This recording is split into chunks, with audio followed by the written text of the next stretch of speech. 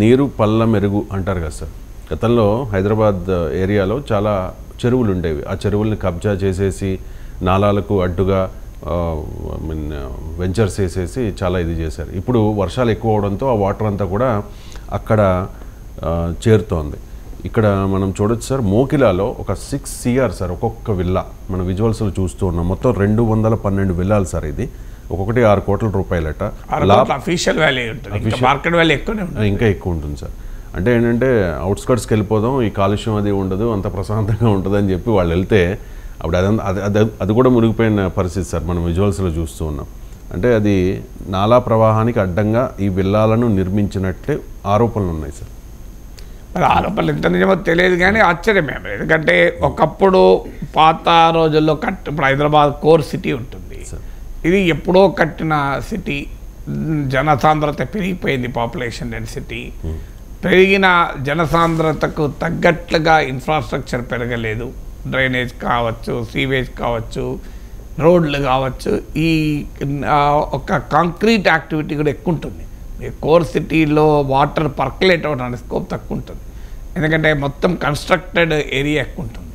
So మీకు out side city అయితే ఈ ప్రాబ్లం ఉండదు. సో అందువల్ల కోర్ సిటీ అయితే మనం అర్థం చేసుకోవాలి. కానీ మొకిలా ఈ ప్రాంతము, మొకిలా, కోకాపేట్, ఆడ శంకరపల్లి వరకు this all newly developed area. So ఈ న్యూలీ డెవలప్డ్ ఏరియాలో ప్రాపర్ ప్లానింగ్తో వెళ్ళటానికి అవకాశం ఉంటుంది. అందులో విల్లాస్ అంటే భారీ ఖర్చుతో కూడుకున్నటువంటి వ్యవహారం కదా. సో నేను కూడా టీవీలో చూశాను, వాళ్ళు ఆ విల్లాస్ కొనుక్కున్నాము ఇక్కడ ప్రశాంతంగా ఉందామని అనే ఆవేదన కూడా వ్యక్తం చేస్తున్నారు. సో మరి దీనికి కారణం ఏంటి? మరి నిజంగానే నాలాకు అడ్డంగా నిర్మాణం ఉంటే ఇప్పుడు దాన్నే కదా కొలుస్తామని చెప్తే గొడవ అవుతున్నది.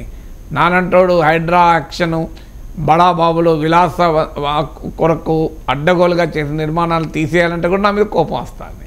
మామూలుగా కోపం వస్తలేదు నా మీద. సో నా మీద తీవ్రమైన దాడి చేస్తున్నారు. నేను ఏమంటున్నా, అయ్యా చెరువులు ఆక్రమించుకున్నవాడు, నాలాలను ఆక్రమించిన వారిని క్షమించకూడదు. పేద మధ్యతరగతి ప్రజలుంటే వాళ్లకు మానవీయంగా ఏం చేద్దామని ఆలోచిద్దాం, వాళ్ళని ఇప్పుడే ముట్టుకోకండి. కానీ మొదలైతే పెద్దవాళ్ళ సంగతి తేల్చండి అంటే ఎక్కడ లేని కోపం నా మీద విపరీతంగా వస్తుంది. ఏం చేయాలి అని అలా ఉంటుంది వ్యవస్థ. ఎందుకంటే ఆ కోపం వారు మరి తప్పంటే ఎవరికైనా కోపం వస్తుంది కదా. సో అందువల్ల ఫండమెంటల్గా ఇది మరొకసారి తెలియజేసింది. అంటే నాలాలను, చెరువులను ఆక్రమించి ప్రకృతి విలయతాండవానికి మనమే కారణమైతే, అది ఏదో బతుకు తెరువు కొరకు, తలపైన ఇంత గూడు కొరకు, ఓ కూలి పునాలి చేసుకునే కుటుంబము రెంట్లు అద్దెలు కట్టలేక ఏదో 50 గజాల ల్యాండ్లో ఉంటున్నారంటే మనం అర్థం చేసుకోవచ్చు. కానీ 10 ఎకరాలలో 5 ఎకరాలలో విలాసమైన ఫామ్ హౌస్ కట్టుకొని అడ్డగోలుగా చెరువుల్లోకి కాలుష్యాన్ని పంపిస్తుంటే, చెరువులకు అడ్డంగా నిర్మాణాలు చేసి ప్రజల్ని ఇబ్బంది పెడుతున్న వాళ్ళని ఎందుకు క్షమించాలండి? వాళ్ళని క్షమించడం ఎందుకు? సో దీనికి ఎక్కడైనా ప్రాతిపదిక ఉండాలి కదా. మీరు హైడ్రా వచ్చినప్పటి నుంచి చూస్తున్నాం గందరగోళం.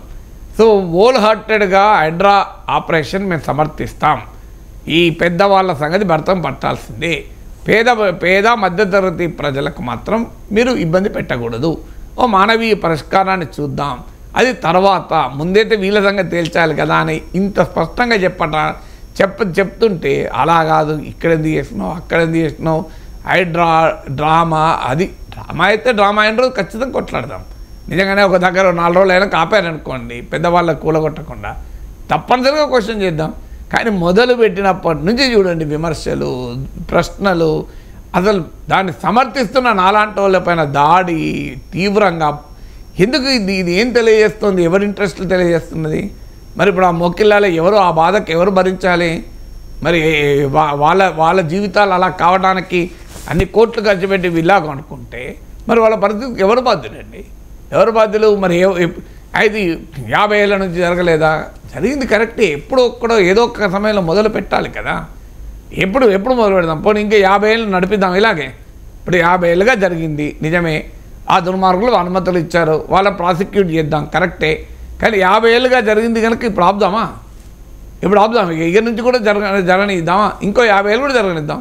జరిగితే అప్పుడు ఏముండదు, మనం వరదలే బతకాల్సి ఉంటుంది, పడవలు వేసుకొని తిరగాలి. ఇక హైదరాబాద్లో రోడ్ల మీద కార్లు ఉండవు, పడవలే ఉంటాయి. సో అలా వానకాలం ప్రతి ఒక్కడు ఒక కారు, బండితో పాటు పడవ కొనుక్కోవాలి. ఎందుకంటే వర్షాకాలంలో పడవ, ఎండాకాలంలో చలికాలంలో బండ్లు. ఇదా బతుకుదాం ఇట్లా? దీనికి ఆన్సర్ ఉండాలి కదా. సో ఇలా ఇప్పుడు చూస్తున్నాం కదా ఎలా పడుతుంది. మొక్కిళ్ళలో వరదలు, విజయవాడలో వరదలు, ఎక్కడ చూసినా కనబడుతున్నాయి కదా వరదలు, ఖమ్మంలో వరదలు. మరి ఈ పరిస్థితి ఎంతకాలం అనుమతిద్దాం? లేదు ఎవరన్నా కనీసం ఏమైనా కూల్చితే నా ఏం కన్వెన్షన్ అంటే ఇప్పుడే కూలుస్తారా, 50 ఏళ్ళ నుంచి మీరే ఇవ్వలేదు అనుమతులు మళ్ళీ అంటున్నారు. అవునయ్యా, వాడు అనుమతి నుంచి బుద్ధి లేని పని చేసిండు. మరి ఇప్పటికి కూడా ఇంకా కంటిన్యూ చేద్దామా దాన్ని? అంగీకరిద్దామా దాన్ని? అందువల్ల ఈ సింపుల్ అప్రోచ్ పేద మధ్యతరగతి ప్రజల్ని ఇబ్బంది పెట్టకూడదు. ఎందుకంటే వాళ్ళు నిందితులు కారు, వాళ్ళు బాధితులు. ఒక పేదవాడు ఎందుకు ఓ నాల దగ్గర గుడిసేసుకుంటాడు? మొక్కిళ్ళలో విలా కొనగలిగితే నాల దగ్గర గుడిసేసుకుంటాడు నాకు చెప్పండి. లేదు ఒక అపార్ట్మెంట్ కొనగలిగితే జూబ్లీ హిల్స్లా మా నాలా దగ్గర గుడిసేందుకు వేసుకుంటాడండి? ఏ కర్మతో నాల దగ్గర గుడిసేసుకొని బతుకుతాడు? అంటే ఈ మహానగరం పేదవాడికి ఆశ్రయం ఇవ్వనప్పుడు, ఈ మహానగరం మధ్యతరగతికి ఒక గౌరవప్రదమైనటువంటి జీవితం ఇవ్వలేని పరిస్థితుల్లో ఉన్నప్పుడు, మా పొలిటికల్ స్పెక్యులేషన్లతో, నా నల్ల డబ్బుతో రియల్ ఎస్టేట్ను సామాన్యుడికి అందకుండా చేసిన ఈ వ్యవస్థ వల్ల ఆ మధ్యతరగతి చెరువు దగ్గర ఏదో ఇంత చీపులు దొరుకుతారని కొనుక్కుంటున్నాడు. దానికి ఎవరు వాళ్ళు బాధితులు ఎట్లయితారు? వాళ్ళు నిందితులు ఎట్లయితారు? వాళ్ళు బాధితులు. They are victims. ఈ వ్యవస్థ యొక్క విక్టిమ్స్. ఎందుకు 50-20 ఏళ్ళు గత 10 ఏళ్ళలో మీరు చూడండి, హైదరాబాద్లో ఒక అప్పర్ మిడిల్ క్లాస్ వాడు కూడా ఇల్లు కొనుక్కోలేని పరిస్థితికి వచ్చింది. దానికి కారణం ఏంటి? ప్రభుత్వం తన భూములు అమ్ముకుంటుంది. మరి గతంలో లాగా కూకట్పల్లి హౌసింగ్ బోర్డు వచ్చిందా? ముజుందాయ్ మార్కెట్లో హౌసింగ్ బోర్డు వచ్చిందా? మీకు సంజీవరెడ్డి నగర్ హౌసింగ్ బోర్డు ఉందా ఈ 10 ఏళ్లలో? నాకు చెప్పండి, బాగలింగంపల్లి హౌసింగ్ బోర్డు ఉందా? ఎక్కడమైనా మరి ప్రభుత్వ హౌసింగ్ స్కీమ్లు? కాచిగూడలో నిజాం నవాబ్ అప్పటి హౌసింగ్ కాలనీ ఉంది. మరి ఎందుకు మీరు ప్రజలు ఒక భూమిని ల్యాండ్ని ఒక అత్యంత కాస్ట్లీ కమాడిటీగా మార్చింది ఎవరు? ఈ పొలిటీషియన్ బిల్డర్ నెక్సెస్ కదా. దానివల్ల ఏం చేశారు పాపం మధ్యతరగతి వాళ్ళు? ఎక్కడ కొనుక్కోవాలి? వాళ్ళ డబ్బులు లేవు, జూబ్లీలో కొనుక్కోలేరు, బజార్లో కొనుక్కోలేరు. ఇంకో ఎక్కడగా మహేశ్వరం దగ్గర దిల్సుఖ్నగర్ అవతలనో ఎల్బీనగర్ అవతలనో చెరువు కింద వెంచర్ ఎవడో వేసిండు. అన్ని అనుమతులు వచ్చినాయి కదా, ఏమవుతుంది? ఎవడు కూలుస్తాను అంత ఈజీనా అని వాళ్ళ బిల్డర్ చెప్పిన మాటలు నమ్మి ఆ వెంచర్లో తీసుకున్నారు. గవర్నమెంట్ మున్సిపాలిటీ పర్మిషన్ ఇస్తాడు, పవర్ ఇస్తాడు, వాటర్ ఇస్తాడు, ప్రాపర్టీ ట్యాక్స్ వసూలు చేసుకుంటారు. అలాంటి వాళ్ళని వదిలేయండి అంటున్నాం. కానీ ఈ పెద్దవాళ్ళు ఎందుకు వదిలేయాలి? పెద్దవాళ్ళ వదిలేయాల్సిన అవసరం ఏంటి? నిజంగానే ఆ మొక్కిళ్ళలో వరద రావడానికి నాలాకు అడ్డంగా కట్టడమే కారణమైతే ఆ బిల్డర్ పైన చర్య తీసుకోవాలంటే ఎందుకు అభ్యంతరం ఏంటండి మీకు? రాజకీయ పార్టీలకు ఎందుకు అభ్యంతరం? రాజకీయ నాయకులకు ఎందుకు అభ్యంతరం? మేమేమంటాను? పేదవాళ్ళ పద్ధతి వాళ్ళని ముట్టుకోవద్దని అంటాను. అందరం అంటున్నాం. అది ఎవరు ముట్టుకుంటాడు? అది సాధ్యమా ఏ ప్రభుత్వానికైనా? ఇప్పుడు కొన్ని హైదరాబాదులో అలా చేసిన నిర్మాణాలు కొన్ని లక్షలు ఉంటాయి. లక్షల మందిని తరలించగలుగుతుందా ఏ ప్రభుత్వమైనా? ప్రాక్టికల్గా సాధ్యం కాదు. అది ఫర్గెట్ అబౌట్ పాలసీ. ప్రాక్టికల్గా సాధ్యమవుతుందా? హైదరాబాదులో నాలాల పట్ల చెరువుల కింద ఉన్న వాళ్ళు కొన్ని లక్షల మంది ఉంటారు. వీళ్ళందరినీ ఎవరు తరలిస్తారు? ఎక్కడికి తరలిస్తారు? ఏ ప్రభుత్వం చేయగలుగుతుంది? అదొక పెద్ద సోషల్ డిజాస్టర్ అవుతుంది. కానీ మనం అంటున్నది ఏంటి? పెద్దవాళ్ళ సంగతి చూడండి. అంటే పేదవాళ్ళ పేరు చెప్పి, మధ్యతరగతి పేరు చెప్పి పెద్దవాళ్ళని కాపాడే ప్రయత్నం జరుగుతుంది. ఎందుకంటే పెద్దవాళ్ళని ముట్టుకోవద్దు అంటే అది రాజకీయంగా చెడ్డ పేరు వస్తుంది కనుక పేద మధ్యతరగతి వాళ్ళ పేర్లు చెప్పి పెద్దవాళ్ళ సంగతి అంటున్నారు. అయ్యా, పెద్దవాళ్ళ సంగతి మొదలు చూడతాం, తర్వాత వాళ్ళని కాపాడుకుందాం. పేద మధ్యతరగతిని ప్రభుత్వం ముట్టుకుంటూ ఊరుకుంటామా? ఇప్పుడు నోటీసులు ఇచ్చింది అంటున్నారు. నోటీసులు ఇచ్చి నిజంగా అక్కడ పోనీయండి బుల్డోజర్, చూద్దాం. ఏ ప్రభుత్వం ధైర్యం చేస్తుందండి పేదవాడి ఇల్లు కూల్చమని? చేస్తే ప్రజలు ఊరుకుంటారా? ఏ ప్రభుత్వం ప్రజాస్వామ్యంలో సాధ్యమే కాదు. అది కూలిస్తే ఊరుకుంటాం మనం అందరం కలిసి. కానీ అల్టిమేట్గా మొత్తం హైడ్రాన్ పైన టార్గెట్ చేసి ఎప్పుడది మీరు గమనించండి, ఎన్కన్వెన్షన్ కూల్చివేత్తనం మొదలైంది. అంతకుముందు ఎవ్వరూ విమర్శించలే. మీరు కావాలంటే పేపర్లు తీయండి, టీవీలు చూడండి. పల్లన్ రాజు ప్రాపర్టీని కూల్చినప్పుడు ఎవరన్నా ఒక్కరన్నా విమర్శించారా? ఆయన కేంద్ర మాజీ మంత్రి కదా, కాంగ్రెస్ పార్టీ నాయకుడే కదా. మీరు గమనించండి, ఫస్ట్ శాస్త్రీపురం రాజేంద్రనగర్ ఏరియాలో కూల్చినప్పుడు ఏ రాజకీయ పార్టీ అయినా ప్రశ్నించిందా? ఏ నాయకుడు ప్రశ్నించాడా? ఎన్కన్వెన్షన్ కూల్చడంతో మొదలైంది ఇక అందరి కోపం. ఇక ఏ మామూలు విమర్శ కాదు. మీరు కావాలంటే పేపర్లు తీసి టీవీలు చేసి కంటెంట్ అనాలిసిస్ చేయండి. హైడ్రా పైన విమర్శలు బిఫోర్ ఎన్కన్వెన్షన్, ఆఫ్టర్ ఎన్కన్వెన్షన్ మీకు క్లియర్గా అర్థమవుతుంది. నేను చెప్పేది నిజమా కాదా అనేది. ఎన్కన్వెన్షన్ కూల్చేదాకా ఎవరు మాట్లాడలే. ఎన్కన్వెన్షన్ ముట్టుకోవడంతో కోపం వచ్చింది అందరికీ.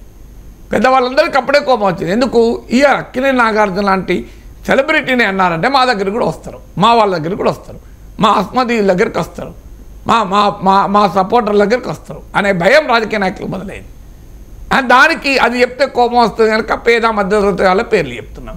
పేద మధ్యతరగతి ప్రజల్ని కాపాడాల్సిందే. మళ్ళీ చెప్తున్నాను, వాళ్ళు నిందితులు కాదు, వాళ్ళు బాధితులు. మరి ఇప్పుడు మోకిళ్ళలో మరి ఎవరు బాధ్యులండి కట్టింది? ఆ బిల్డర్ని ఎవరో మరి ఆ బిల్డర్ని ఎందుకు ఊరుకోవాలి అంటున్నా. అదే నిజమైతే నిజమో కాదో నాకు తెలియదు.